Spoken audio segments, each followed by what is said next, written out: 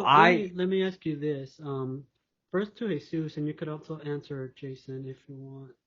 Um, since the iPad Pro was kind of marketed as a laptop replacement, but we do see that they're kind of limiting it, and the MacBook Air can do all the same things. Do you guys think that there is a space for the Pro right now, or do you think in the future, if you know the software, maybe iPad OS 16 allows you to use that, do you think it would be better then? Because then it would probably be more as a laptop replacement than it is right now. Right now, it's basically just an iPad on steroids, if you know what I mean. But yeah, do you guys think that there is, like, currently right now, a space for that, or do you think maybe it came out too soon, and when the software is able to use it to its full potential, then there might be a space for it? think there is totally a market for the iPad Pro. Just because there's different kinds of pros. There you have your music pros, you have your, professional movie kind of, filmmakers that they want to do, and music and movies, specialized like that. I would see them doing it on a MacBook Pro. Of course, you can do it on an iPad as well, but I would think it would just be much more easier to do on a MacBook Pro than it would be on an iPad. But again, I'm not a film producer, so I wouldn't know specifically if it is much easier. I just think it would be. But I think as the um, iPad OS and Mac OS progresses, I think it could definitely be a lot better because I think Apple towards the future, I think they're making it basically almost the same system, whether you go to Mac OS or you go to iPad OS. They're going towards making it basically the same shit because they're almost having the same apps that they do on iPad OS and iOS on Mac OS as well. If you can see that now, they have the music app, they have TV, they have news. All those apps that are now in your iOS and iPad OS are in Mac OS now. So I definitely see them improving in the future, even though they're kind of limited as it is right now. And maybe honestly, it could completely replace a Mac. Getting a MacBook Pro, they might actually drop that eventually. In the future, No, maybe. they will never drop a MacBook Pro. No, That's the what we Mac is thought. That's no what the we thought, though, bro. well, We have a lot of people have estimated that Apple would never do something, and they've done it. sure. Yeah, and they've said, oh, they'll never get rid of the charging cord that charged iPhone 4. And they did. They made it lightning. They said, oh, they'll never go to USB-C. They completely fucking scrapped USB-A, right? But when we're talking about the thing that's number 2 in their top, bottom line, they're not going to get rid of it. I think with the Right iPad now it Pro, is. right Right now, now it is. it's I'm gonna stay saying like that. The pros mainly use the MacBook Pro. Is there gonna be a time when that could take over the iPad Pro? I do think so. I do think you're correct. And Apple is crazy. It's weird. They're kind of hypocrites a little bit because they say, hey, come in and buy our iPad Pro because a lot of it's gonna get cheaper than your MacBook Pro because a lot of pro editors go straight for the MacBook Pro. They're always gonna limit the MacBook Air. Always. It's kind of like your introductory Mac, right? And a lot of people are starting to say, I could invest in a MacBook, but iPad Pro has a lot of apps that I can edit videos with. I can edit my art. I can create drawings. I could literally log into my Office VPN on Safari or Chrome or Firefox. I can literally do all of that. Makes no sense to spend on a MacBook. And they're absolutely right, right? Now, a lot of people also do, and it is a computer. I mean, yeah, it's got a lot of work to do with the split screen. You can't really do that, and multitasking. They need to fix that, and they have to where you have multiple windows open at the same time, and where you can place them. Definitely on a Mac, you can place them right, left, center, bottom, top, wherever you want. And they need to fix that on the iPad, and then it becomes a real computer. My confusion, right? So before I go to the next point, it is a computer, and a lot of people are deciding, fuck it, I'm just gonna buy an iPad because it literally does the same shit. I might not be able to use Logic Pro X, but there's another music editing app. I might not be able to use um, Final Cut Pro, but I can use other apps. You know what I mean? And I think in terms of the limitations of the iPad Pro, I can tell you, gentlemen, I'm using an iPad OS 15, maybe because I don't know, but I don't notice a limitation. I really don't. Now, you might notice it if you really push it, but there's always ways around it, right? And now my one disappointment was with iPad OS 15, they didn't really do much. Of course, they always include what they did on iOS 15. But when I saw them go with the M1 and the iPad Pro in March, I thought, holy shit, or in April, I thought, holy shit, we're going to get Mac apps on the iPad. And then I thought, why would we want that? Why? It makes no sense. Now, on Mac OS with M1, you can use, and Big Sur, iOS 11, you can literally use iPad apps on the Mac, right? So to conclude my part, I think the iPad is possibly going to overtake MacBook Pro in the future. I think it'll overtake MacBook Air first. Why? Because I can buy a $600 iPad Air before I buy a fucking $1,200 iPad Pro, right? But I think it is going to take over. It's going to take years and years, but it is going to happen. But I do see the I wasn't iPad as a saying that it was. computer. Oh, my bad. I do see it as a computer. That's all right, man. And I'll tell you right now, I've got a lot of friends. They'll go to the Apple store, okay? They'll buy their iPad, whatever. And for a lot of my friends who are Apple geeks or whatever, they have a desktop, their iMac at home. They'll do whatever edits, whatever they need to. And when they go to the office, they go to school, whatever, they take their iPad. Sometimes not even the keyboard, just the tablet. It's portable. You can just carry it and boom. So my question was, do you guys think it came out too soon? Because both of you are saying eventually, it'll overtake, the MacBooks. But my question is, do you guys think it came out too soon? No. Because from what I hear, the old iPad Pro, not the M1, could do everything that the iPad Pro can do. It's just a little slower. Yeah, because it's using because of the software is limited. Yeah, it's using an A12Z right chip. So that's what I'm saying. Do you guys think that the new M1 iPad Pro came out too soon? Do you think maybe they should have waited till the software could take full advantage of the new hardware?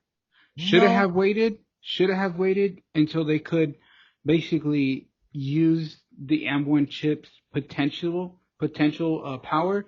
Yes. Has Apple ever done that? No.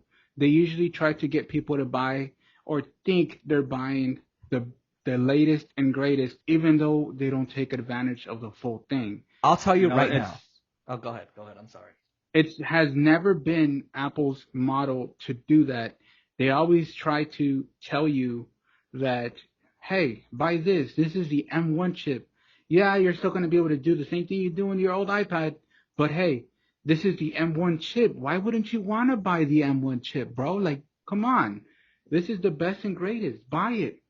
And well, people go and buy it. They pay an extra amount of money for the M1 chip, even though they have a perfectly good iPad back at home that does the same thing. It just has the M1 chip, and they're not taking full advantage of it right now. They're really not. Because the apps are still the same, everything's still the same, so they're just not taking full advantage of it. Well, and I'll tell you this, right? You mentioned how they say, oh, just buy it because it's a new processor. Dude, they say that because, oh, the camera's got a new pixel, and everyone's like, holy crap! And they that's why I said that's never been Apple's model to do that. But has it ever been any company's model? No. What did Microsoft do with the Surface? Oh, you should buy it because of the stand. You should buy it because it's got a new processor, this, and that. Does the same shit, but it's a new processor. And what did Microsoft lovers go do? They went and bought it. Now, I will tell you right now, as someone who's had experience, I'm borrowing an M1 MacBook Pro right now from one of my friends. They come back from vacation in 2 weeks. I've had it for like the past 2 months. that son of a bitch is fast. It outscores my iPad Pro with the A12Z chip. When I did a Geekbench score, 10-1. And when I use the M1 iPad Pro, a lot of my friends are tech nerds like me, and they save up for these. A lot of them buy them on credit, but I'll tell you right now, the what was that MacBook, the iPad 2020, the iPad Pro that was on the A12Z chip? I can guarantee you, Jesus, it outperformed that iPad. And I know right now you're thinking, oh, I'm not saying it because I'm an Apple fan. I'm saying it because I've seen it myself. It outperforms the 2020 iPad Pro. And you know what's funny is the 2020 iPad Pro outperforms the MacBook Pro of 2020. So that's the thing, though. That's on paper, though. Like when you do Geekbench scores, yeah, you can take that into consideration. But honestly, where you really can test it is in real life performance on what you do. I It's have. like it's just if it outdoes it, then it's just. But at the same time, the average consumer, that buys Apple's shit, that thinks, oh, this is the latest and greatest, they're gonna go buy the M1 chip, not even knowing what they're buying. Yeah, there is the professionals that are gonna buy it, like maybe you or anybody that does professional stuff and might be doing rendering video and stuff like that, and be like, okay, maybe this is a little faster than my iPad. But if you're just letting the video render, you're not really going to notice much of a difference, because I have seen a video where they do render videos on the iPad and it only beats it by maybe a minute or so, which is just, do you really want to spend the extra money for that? Yeah, I mean, at the end of the day, a minute, that's not that long to wait for, a video. It People makes a act difference. It gives you a good difference, because that's a minute less in export. That's a minute less in import. Especially when you do color grading. A lot of people say, oh, that doesn't take too long. Oh, trust me. It does, right? And you're right. People are just going to go buy it because they hear, oh, newest, greatest, best. The one thing I always tell people is, like with the new iPhones, right? I literally will tell them, you will be able to do absolutely everything you do right now with your iPhone 11, except the camera.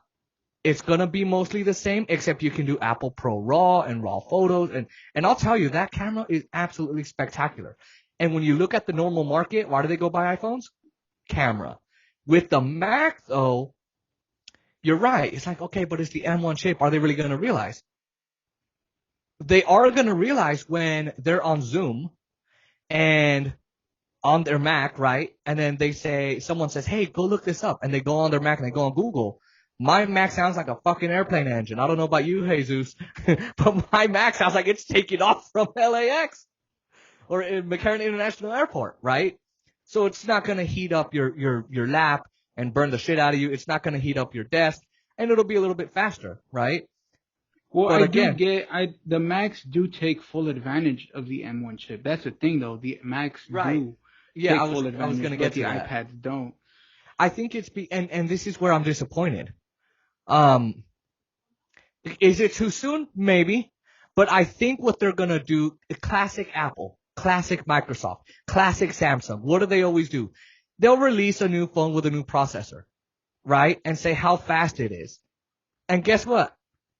It is awesome, but it's not taking advantage fully. I think what they're going to do is come out with iPad Pro 2021 in the fall, or maybe iPad Pro 2022 next year. And what they're going to say is, oh my God, you're not going to believe how fast it's, and it's probably going to take even more advantage of the M1 chip, right?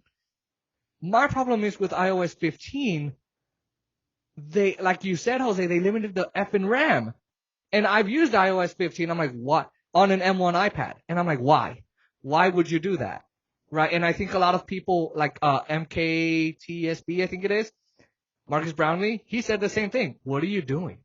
Why are you limiting it? Is it still good software? Yes. Is it still good iPad? Yes. The only reason you should be buying an iPad Pro is if you're really going to need that LiDAR sensor, if you're really going to need that design, if you really need an iPad and you do want to attach the Magic Keyboard, get an iPad Air. I'm not going to lie to you. A lot of people say, oh, but don't you need the greatest and best? The iPad Nope. Air 4 is literally 95% of the iPad Pro, the latest model without the M1 chip, but it's got the A14. Or is it the A15? I think it's the A14. It's the 14. Yeah. It's literally got the A14 chip, which finally, they had that shit on the A10Z. What the hell were they thinking? No, A12X. What were they thinking? Right? I would say, I don't think it came out too soon. I think what Apple's doing is what Apple always does. Putting something out, letting everybody experience it, making money off of it, and then come back next year and say, ha ha, we got something better. And everyone's going to fall for it once again. So I think it's for people to see, here's what you can get with the software. And then they're going to come out and say, boom, here's what we are going to give you even more. Look, when the iPhone was released, it was the iPhone 4. You had the iPhone 3G and Bluetooth 3.0. iPhone 4 or 4S came out with Siri. And they came out with FaceTime. And it got better and better and better. Now, then iPhone 5 or 5C came out with Touch ID. Then they came out with Apple Pay. So we could use the same argument. Hey, did they release the iPhone 6 too soon? First off, under Tim Cook, I have no idea why the fuck they started releasing two phones. You could buy the iPhone 6 or 6S. Dude, really? That's fucking confusing. So I don't think it came out too soon. I think they limited it too much to where people are asking that question. But I think what they're doing is releasing it sooner than later and saying, here's what you can get, giving everybody a tease. And then, hey, everybody want a full bite? Come buy this new iPad now. Same classic Apple. Always doing that.